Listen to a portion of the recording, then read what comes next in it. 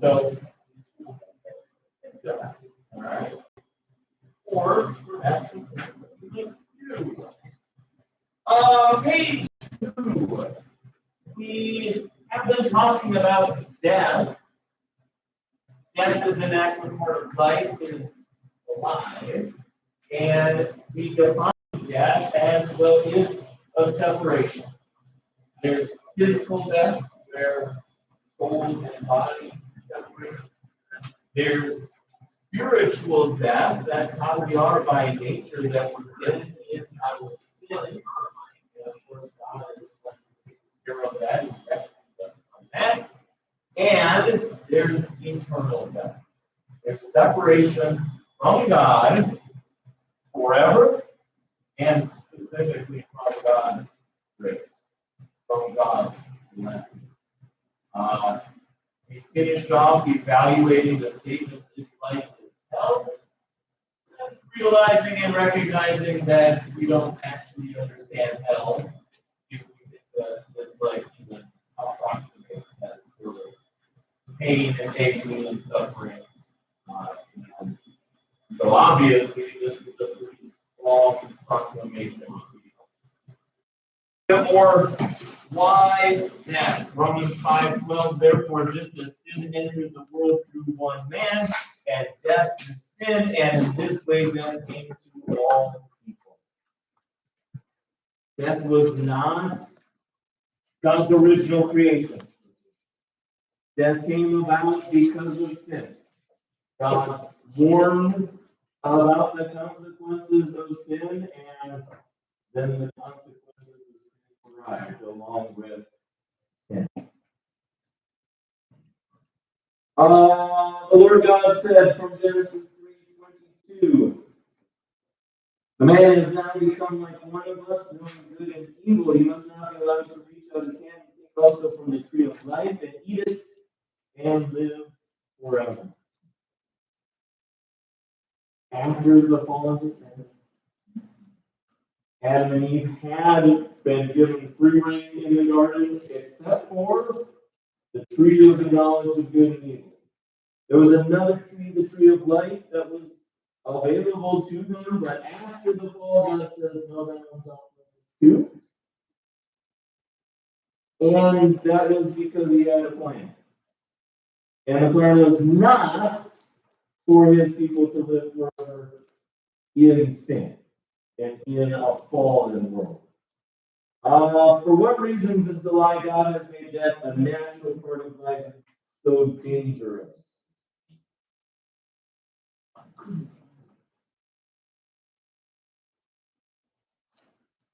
Why do we want to be careful about that? Get us started. Because it implies that there is not eternal. Okay, so it doesn't focus at least on what happens after death, what the implications of that actually are. Okay, yeah. Takes away from the fact that God created it, and you can tend to forget, or it just takes away from that sort of darkness of our mind and realize that God created it. Take away from God's creation. Okay, so it doesn't glorify God in the same way as understanding what He created in the first place, and then understanding, of course, that sinful people, that's what ruined it, what caused the death and destruction that we see now. I feel like today people think, oh, if I exercise, if I buy this product, this supplement, I will live forever. And I think feeling like this is just natural, that you have control over death. Okay, so it's a natural part of life, and just as we can improve all sorts of areas of our lives, we could potentially improve lifespan. We can maybe overcome this natural part of life also. Okay. It contradicts the Easter message, because one of the things that happened was that Jesus showed that he is in control of death, more powerful than death. death never should have happened. And so his resurrection shows that he has conquered that and that we should not have died or should not die, but because of what Jesus did, we will live again like we should have in the first place. So, yeah, kind of briefly stated, not recognizing the seriousness of death means that we fail to realize the gift of the resurrection and what Jesus accomplished in it. And there is a setting in rights that in perfect creation people could have lived forever perfectly. That's what we're headed for. That's what we're headed for, but there's a path to get. God's plan for death. This Kathy does once in a while. She was anticipating the next question. It's really going to come out in our last passage, but it's not live forever in this life. It's overcome death with the resurrection, right? Let's look at 1 Corinthians 15. It's on your passage sheet. Selected verses 20 to 22 and 55 to 58. But in fact, Christ has been raised from the dead, the first fruits of those who have fallen asleep. The but in fact comes from Paul's talking about some people say there is no resurrection. In fact, Christ has been raised from the dead, first fruits of those who have fallen asleep. For since death came by a man, the resurrection of the dead is also going to come by a man. For as in Adam they all died, so also in Christ they all will be made alive. Echoes of Romans 5 in there as well, right? Sin enters the world through one person. Here, death is being overcome by the one person. 1 Corinthians 15, starting at 55. Death, where is your sting? Grave, where is your victory? The sting of death is sin, and the power of sin is the law. But thanks be to God who gives us the victory through our Lord Jesus Christ. Therefore, my dear brothers, be steadfast, immovable, always abounding in the Lord's work, because you know that your labor is not in vain in the Lord. Respond to someone who says you don't need to believe in the physical resurrection of Jesus, and explain the comfort you have. What do we want to say about that?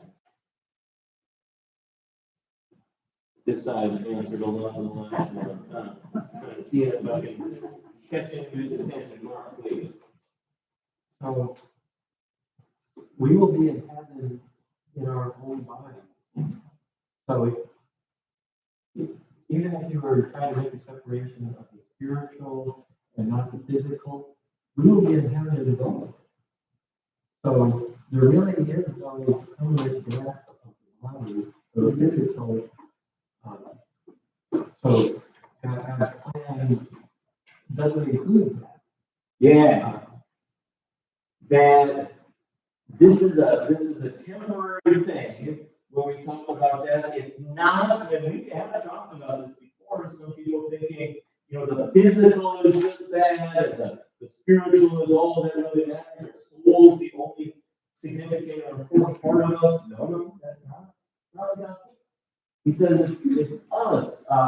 Job rejoices. I know that my Redeemer lives, and that means that I in my flesh will see him again. And so that knowledge, that understanding, that appreciation, this whole thing is done with. You're coming about, we really don't die. This is Jesus' point on the resurrection. Right? Lives and believes in me will never die. Never die. Gary, do you have something to add? You got the same thing, Nadine, please. If you don't believe in an afterlife, it doesn't matter what happens. You just say, I die, and that's it. So, what do you say to somebody like that? Yeah. They don't care what the Bible says. Yeah. In other words, we've kind of heard this, and it's in the passage too. The sting of death is sin, the power of sin is the law. And death is law preaching to us. Hey, death is a terrible thing, and for those who die without Jesus Christ, it's even worse. And that's a message that really drives home the seriousness of our sin and the blessing of what Jesus has given to us and has done for us. And you lose that if you try to just explain it away. And you're right, saying death is just a natural part of life. It just doesn't have any eye toward, well, what happens after that? And I mean, you can see we're going from here into that next. So again, we're anticipating like, well, we have to talk about, well, what is it when I die? Oh, And like he was saying, if you don't have the faith, everything's focused on the here and now, trying to live forever. right. Being able to do, there's no consequence. So you can live your life however you want to live it. Yeah. And not think about it. Also, Yeah, I think we're coming back to some of that idea again. Just what does this mean for the here and now if we're buying into a lie like this? I think I saw another hand over here, Kathy, and I'll come back to Bob. Please.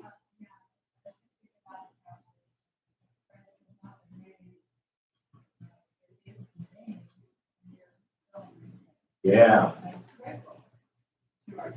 Yeah, another part of 1 Corinthians 15, right? Yeah, if we allow this idea that there is no resurrection to stand, and that means that even Christ hasn't been raised from the dead, then what is all this preaching about? It doesn't, in fact, it even goes so far as to say then we're worse off than all people, all the other people. Why? Because we're believing in this thing that changes our lives now for no reason. Wow. Yeah, I see a lot of they're taking God out of the calling you home when it's your time and putting it on themselves, saying, "I can handle this. It's up to me what happens." Yeah. Yeah, so it's a natural part of life. I think there's potentially still some, we might be surprised by it, but yeah, some level of control and not even needing to think about God's rule.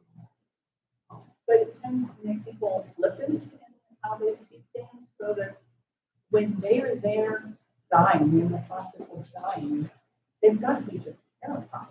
Because when you're alive and you're young, you don't even really think about what death really is. Sure. And so you, even if you see people who die, until you're really faced with that yourself, and now you have to deal with where am I going? What is this?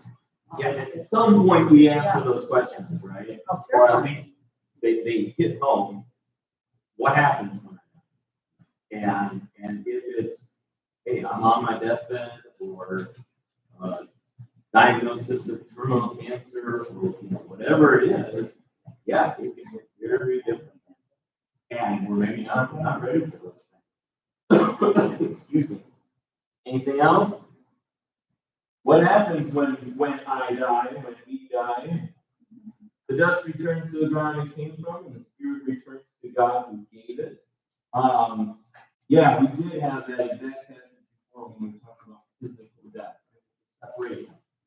God created people this way, right? Made man out of dust, breathed into him the breath of life.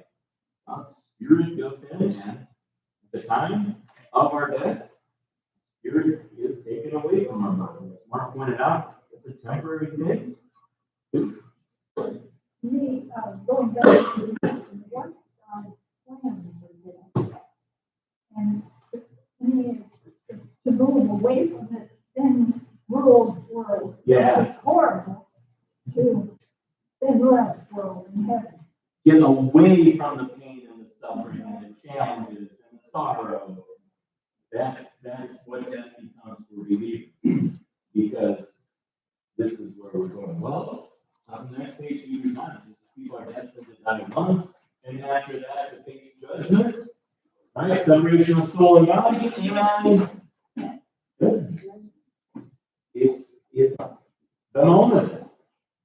It's too late to change after death. Right? Believe or I didn't believe. I think I had a note, another passage or two that touched on that. No, not in this section, I guess. But the immediacy of it driven home by Luke 23 as well. Jesus answered him, truly I tell you, today you will be with me in paradise. Jesus on the cross, two thieves, one on either side. They both apparently are making fun of him early on, and then one has a change of heart. The other keeps making fun of him, and this one says, we're punished because we're getting what we actually deserve. Here's the guy who's done nothing wrong. Jesus, remember me when you come into your kingdom. And here's Jesus' answer. Not, well, purgatory is going to be kind of tough. And it'll take a little while. No. Today you will be with me in paradise. Judgment happens. The results, right? I'm in heaven or in heaven. Again, my soul, my body will be rejoined with my soul on the last day. But Jesus and the thief in paradise that very day. John 5, note the believers two resurrections. Amen, I tell you, Jesus' words. Anyone who hears my words and believes him who sent me has eternal life. He is not going to come into judgment, but has crossed over from death to life. Amen, I tell you, the time is coming and is here now, when the dead will hear the voice of the Son of God, and those who listen will live. For just as the Father has life in himself, so he has granted the Son to have life in himself. And he has given him authority to execute judgment, because he is the Son of Man. Do not be amazed at this, for time is coming when all who are in their graves will hear his voice and will come out. Those who have done good will rise to live, but those who have practiced evil will rise to be condemned.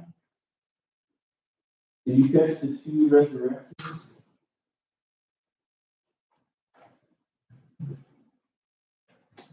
You probably called one pretty easily. Which one do you want to talk about first? We normally think of resurrection, right? Our dead bodies, souls are separated from them, Jesus comes back, and soul and bodies are reunited. People come out of the graves. That's really the second resurrection. You want to go for the first? Steph, please. It's when you actually die, right? Because you are going to heaven. That's your first, you're out of the sin of this world into heaven. I get why you might think that way, and there's definitely that positive aspect of I'm in heaven immediately, but it actually comes a little before that. You see? Verse 24 says, anyone who hears me and believes him who sent me has eternal life. They cross over from death. This is eternal life right now for those who believe in Jesus, right? That this is we're with him, we're connected to him, no longer separated, and the ultimate fulfillment of that comes when soul and body together as one. So I mean, really, we could talk about three big events, but think about, right, we're born spiritually dead, we talk about spiritual death, and we talk about eternal death. So there's the resurrection to overcome our spiritual death, and then there's the resurrection that overcomes our physical death and the whole concept of eternal death, because that rising physically is an eternal thing as well. Anything else we need to talk about here? Yes, please. Will never die. Right? And I mean, he says this to people who are mourning death at the very, very moment, right? Same sort of thing when Jesus is coming. I think that's daughter of Jairus. She's just sleeping. And everybody says, no, no, that's not true. And then what does he do? He goes and wakes her up. So the same way Jesus says, your death is not really death anymore, not for believers. Right? It doesn't have any of the teeth, 1 Corinthians 15. Doesn't have the sting of death, right? It doesn't have the victory anymore because of what Jesus has done. All right, can you think of some other belief systems regarding death that kind of coincide with this life? We've been trying to say, all right, this is what happens at death for believers, and we've seen what happens at death for unbelievers too. But how do people think about it? They say death is a natural part of life. Well, how do they do that? Here. I was a customer cleaning the shop and she spoke about reincarnation, but the object of reincarnation is to reach enlightenment. Sure. Break the cycle. Yeah. So who knows how many times it's been around. Yeah. So reincarnation is a belief system. Oh, it's a natural. It's the circle of life.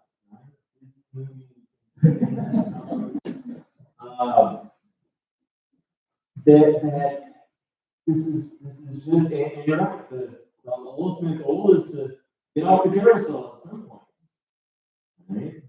Do you want to talk more about reincarnation, or can we think of another theory or concept or belief system? Other Gary. Well, a lot of people feel like, when you die, the body goes away and it's gone forever, and you just become part of the great spirit in the sky. Okay. So honestly, like it's just a faster way to what Gary was talking about, right? You don't need to multiple times around, you just kind of get absorbed into whatever it is, right? Part of the universe. You said the force? Yeah, that's in our words, right? It's totally, I think it was in high school that one of my teachers made that point about it's the new age just through and through that idea of just the power that connects us and yeah, like that's the idea. You're just part of this whole big thing. But you also started with, your body just goes away. A lot of people think who you are just goes away, right? There's a fancy word for that, annihilation. Then just there's nothing after that. And if we take Jesus out of the equation, then you're looking at everything that's being discussed now is work righteous. How do you get to that enlightenment? Right. How do you get from this forward? It's a fashion, really, it's impossible. Yeah. It's just another way of repackaging what can you do for yourself. God helps those who help themselves. I don't remember if that's the last one before. How would belief in this lie affect the person's outlook on life? We had a little discussion of that already, right? It might be, I don't even think about that. It might be, well, just live it up now, right? If everything's just going to be done when I die, well, then this is what I have. And so I should do what I want to, at least, right? Very costly to rush through life. To rush through life? All right. Yeah. Maybe try to get as much done. And that's the way we think about it when somebody else dies. How can there be anything but just extreme sadness, emptiness? If we've lost a loved one, well, we've actually lost that loved one. Anything else on this one? Seth? I think it goes back to what Holly said, there's a work righteousness. Like, I'm gonna do whatever I can while I'm here to try to make my, wherever I think I'm going in the afterlife better. Yeah. So, and I think that's the tension, right? This lie seems to suggest, well, just make it part of life. Like, this is all I need to focus on, life, and then comes the end, and that's it. But we all know deep down that can't. That doesn't make sense. The kind of concept that someone going to come face to face. Do I really believe that I'll be just fine when I stop? And these brainwaves stop. No, I can't say that. Right? That's why want to die. Yeah. What's eternal life going to be like? Eternal life obviously means heaven. Not just saying eternal existence, eternal life. Yeah, good answer, right? So we get that. God tells us some things like no crying, no pain, no suffering, but go ahead. It's not mentioned a lot in the Bible. We don't have the ability to understand how great. Yeah, how to comprehend something as amazing as no pain, no suffering, no difficulties of any sort. Yeah. We wish we could imagine. Yeah, wish we could possibly imagine, right? Because my dog can do that. There's a little bit more later on with some of those more specific sorts of questions. Right? Okay, you don't know exactly something else. Yes? I was going to say, one of the books that we had read was a quote from a seminary professor who had been asked the question, what are we going to do in heaven? He said, I don't really know what we're going to be doing, but I know that I wouldn't want to do anything else. You must have read the same book as Master Sharp read. That's the quote that and I did not. The fact that there's no Yes. I understand where you're coming from there, Judith, right? This concept of eternity is so foreign to us that that's weird enough in itself. God says this is the amazing thing, it's perfect and it's forever. We go, I don't get perfect and I don't get forever. And kind of to Sam's point, well, it's better than you can imagine, right? No boring. Yeah, does eternity sound boring? Yeah, maybe. Yeah. You think there's a lot of wonderful, marvelous things to go and see and look and enjoy and wonders of God's creation. Just think of every time you've been to all of them, there's another one to go see. Yeah. More and more and more forever. New adventure, new gifts. And this is all, right? There's kind of speculation for how to explain it. We just can't explain it better than the Bible. No suffering, no pain, no sorrow. Being with God forever. Yeah, we're not going to do that. One thing I find interesting is hearing what different pastors have said. A lot of it has to do with, I've got a question for James, about something. Yeah. One that I think might be interesting is Abel. And we don't know if Abel was the first one, but he may have been, right? Sure. When I asked him, what was it like when you first got here?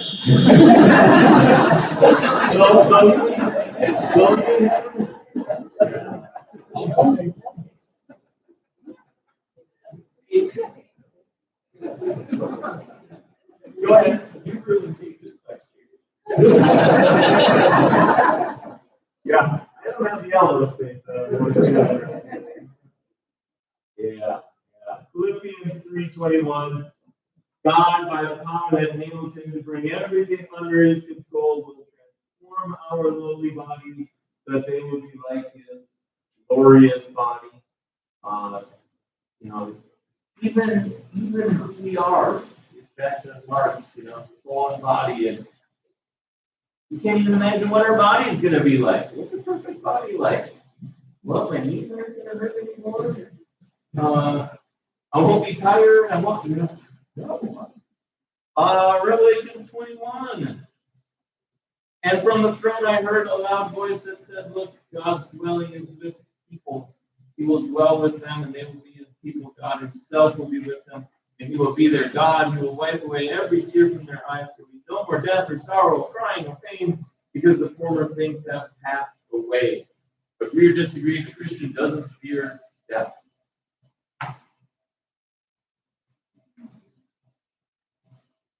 Kathy?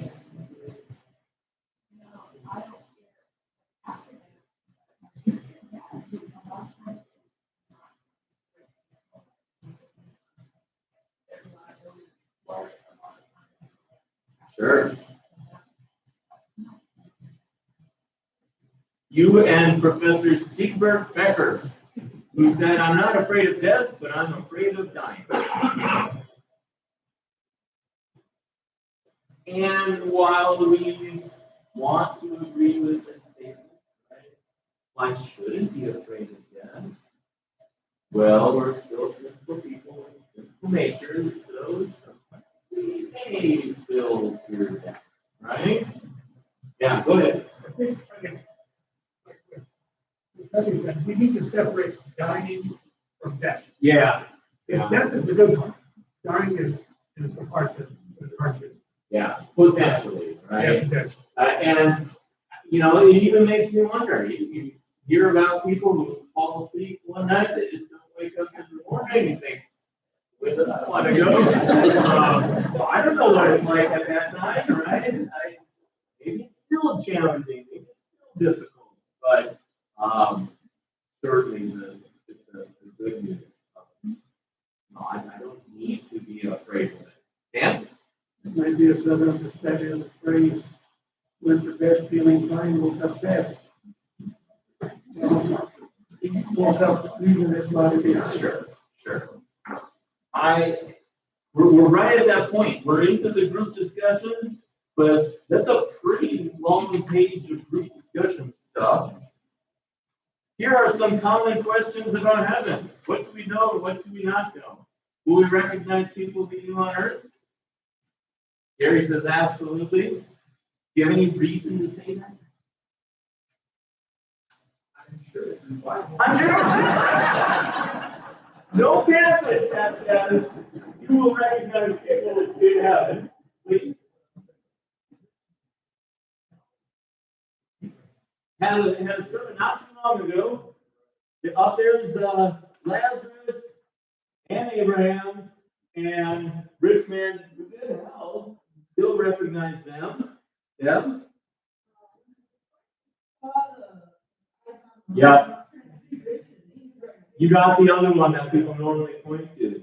Hey, look, it's Moses and Elijah. Let's put a shelter up. Well, have you ever met Moses or Elijah? We don't think so. Right?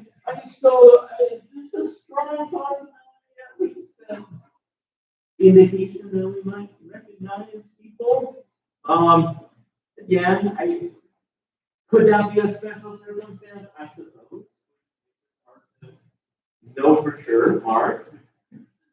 And that the kind of opposite side of that coin is when you miss people who aren't in Did you turn the page already? Will we be sad if a loved one is not there? No, you're fine. Do you have an answer though? That there won't be. There won't be sadness, right? Yeah. It seems strange. Juliet says, no, not going to make another comment. Our relationship with loved ones, what will it be like? Perfect. Also different.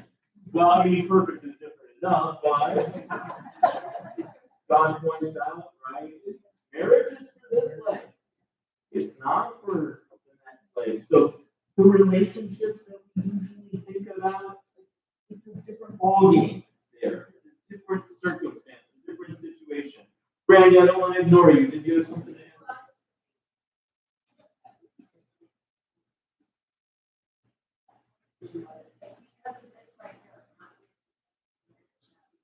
Oh, okay. Yeah, Mormons makes a big deal about the marriage relationship after death.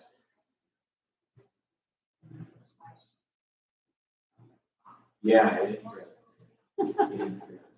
Maybe. Well, there's a verse about things that we're not going to remember. Things past. Okay. I can't think of what it is. Not remembering, not worrying about putting the old things behind. The passage that we just said, right? The former things have passed away. Lots of these things we can put this. It's different, right? And we can't even fully appreciate it, even though we can think in those terms. Are there degrees of glory? whole other Bible study on its own. Bob? Sin is gonna be gone. Sin's gone. We can't really comprehend what it's like for you and me and everybody, no sin, to be so happy for you. Yeah. Thank you for this. Yeah. That this kind of hierarchy, any concern about that goes away. Right? There's not degrees of joy. Do I remember correctly? Yeah, I do. I can tell. Mr. Hollmeyer wrote a paper about this question. Yeah? Yeah. You get a sense of it again. But what does that mean? It's not like it is on earth about jealousy, about disappointment, about any of those factors because of the joy, no sorrow, no suffering, and so on. Will we know what's happening on earth? That. There's no sorrow and suffering. We know what's We going don't on. want to know what's happening on earth. This one's a fascinating one to me, because we hear about the souls in heaven in Revelation saying, okay, how long before the end comes, right? Doesn't really speak to an awareness necessarily, right? We certainly know we won't be tormented or suffering from watching sins being committed on earth. Oh, yeah, I should have rushed through this, so we don't want to give this short shrift. I guess we'll have to have two lessons ready for next week. Gary, do you think if we couldn't have you say 10 years, 20 years, do you think we would ask them, hey, how's things going on? What's going on now? It seems unlikely to me, right? Yeah, again, the details are super challenging for us to understand and appreciate. Why? Because we're so used to this simple world and because we still have our own simple nature. Yeah. What will it be like when we're not dealing with the simple world and we're not even dealing with our own sin? Well, what I can say about that is it's going to be really, really good. And that's an understatement, right? Yeah. Mark? You don't remember problems, which probably means you won't remember anything about it, including the people you knew. Yeah, I see where you're coming from, right? Won't remember the problems. But my thinking on it is maybe it's just a different perspective on it, right? If we're concerned now about, is God being fair to people? Yeah. Well, then I'll have a full appreciation of His justice. So I'm not going to be worried about some choice that He made or whatever, however I might want to phrase it. Does that mean that I forget? I'm not sure I want to go quite that far because Moses and Elijah chat with Jesus. They're aware of the plan. They know what's happening. The rich man and Lazarus and Abraham have this whole discussion. Yeah, I know, yeah. And if you recall, I preached on it and I brought that question up and they didn't really answer it either. So, yeah. So we're going to leave a few questions open. We're going to come back next week and we're going to answer a few more questions. And then, I don't even know because I didn't look ahead. Which line is going to be next? Actually, I think it might be in the worship folder. I think it might be the next one that's listed. So, thanks for the discussion. Thanks for being here. There are still a few empty seats. If you think about inviting a friend along, you would say it's not that bad, but it's nice to have you with us. I'll see you over in church or I'll see you later.